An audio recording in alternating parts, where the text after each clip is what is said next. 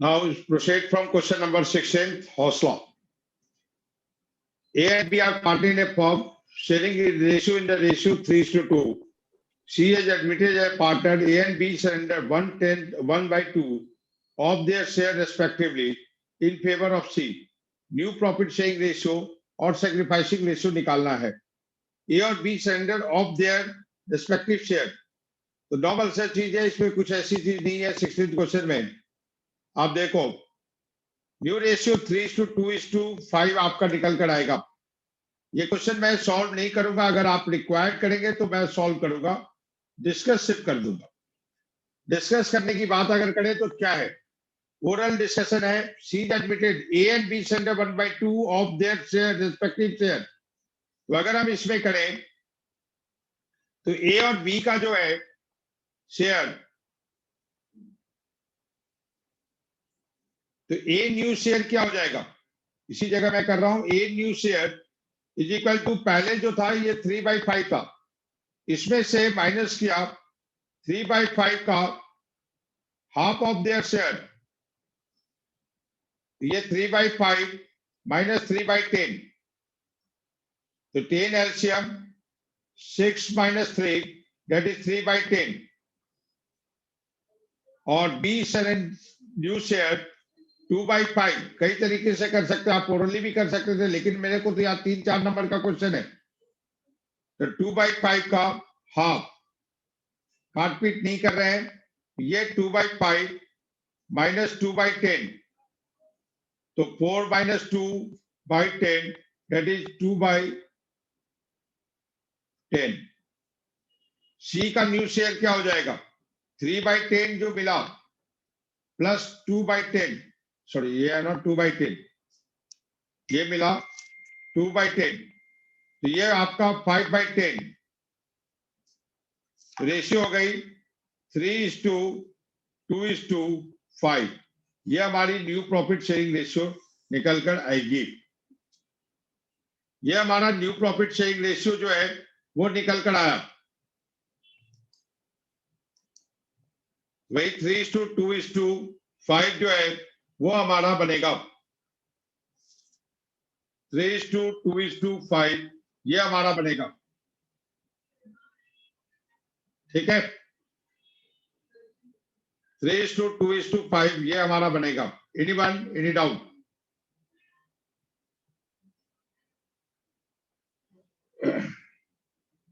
उसके बाद जो है सैक्रिफाइसिंग रेशियो हमारा यही 3:2. C is to bring in share of premium in cash. Goodwill of the firm is expected 40,000 past necessary journal entry. तो C का शेयर जो है 5/10 है. तो आपका C का शेयर 5/10 है, तो उसके लिए जो है bank account debit to premium for goodwill 5/10 of 40,000 20,000, और premium for goodwill debit to आपका ए और बी हम लोग करेंगे, ठीक है.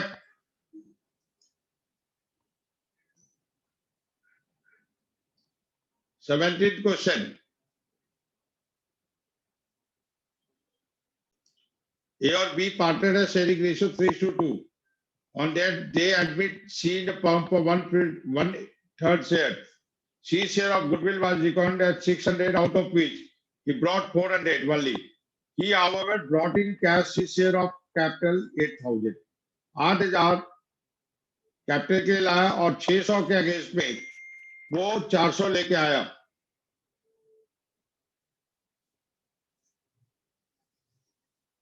ठीक है.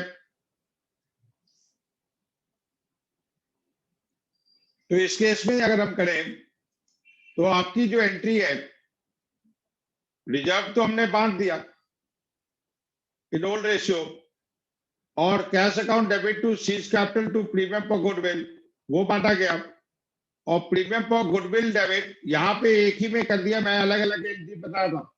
जो लेके आया premium for goodwill account debit to A और B in their sacrificing ratio, और फिर सी डेबिट टू ए और बी जो अनपेड अमाउंट है 200 इन देयर सैक्रिफाइसिंग रेशियो, और एग्जिस्टिंग गुडविल जो है 800 वो हम लोग बांट देंगे ओल्ड रेशियो में. ये जरूर लिखना है यहाँ सैक्रिफाइसिंग रेशियो. अब देखो देखो यहाँ पे जो आपका कैपिटल का जो बैलेंस है वो डिफर कर सकता है इस 200 से, 120 और 80 से। अगर आपने कैपिटल की जगह करंट लिखा है तो 200 से ये बढ़ जाएगा। ये वेरिएशन हो सकता है लेकिन सॉल्यूशन सही होगा। मैं क्या कह रहा हूं कि अगर आपने इस जगह करंट की जगह पे सॉरी करंट अकाउंट यूज किया होगा तो इस जगह पे आपका 200 से बैलेंस बढ़ जाएगा लेकिन सॉल्यूशन सही होगा, नंबर नहीं कटेंगे। किसी को और कुछ इसमें ऑब्जेक्शन है तो बताइए।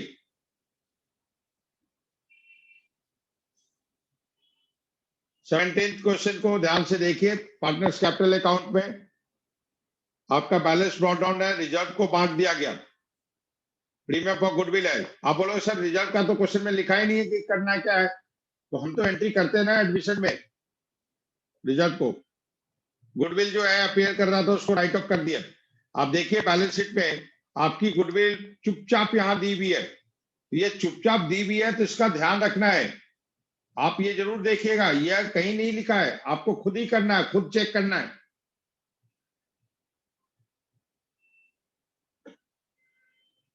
और यहाँ पे 1/3 शेयर है तो बाय डिफॉल्ट कुछ नहीं दिया है कि न्यू प्रॉफिट शेयरिंग रेशियो नहीं दिया है, तो old ratio will be the sacrificing ratio, निकालने की जरूरत नहीं है।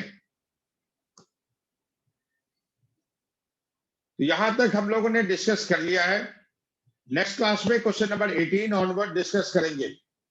इसमें जो है आपको ये सभी क्वेश्चन बड़े क्वेश्चन है, ये सब करना है आप लोगों को जिन लोगों ने नहीं किया। उसके बाद क्वेश्चन नंबर 22 में आपको जो पेपर दिया गया था जिस समय, उस समय यहाँ पे गलती थी, यहाँ बी था, मैंने उसको ठीक कर दिया, सी हो गया। तो ये stock in trade comprise of, ये आपका जो है इसके बारे में बात करनी है, इसका ध्यान रखिएगा। अब draw of account showing the inter settlement amount the partner, इसका मतलब सीधी सी बात है, ये आपका जो है कि ये फॉर्म जो है डिजॉल्व हो रहा है, the form would be dissolve, मतलब डिजोल्यूशन का क्वेश्चन है। तो आपको डिजोल्यूशन के समय में जो जो एंट्री बनानी थी वो सारी एंट्री बनेगी, ठीक है।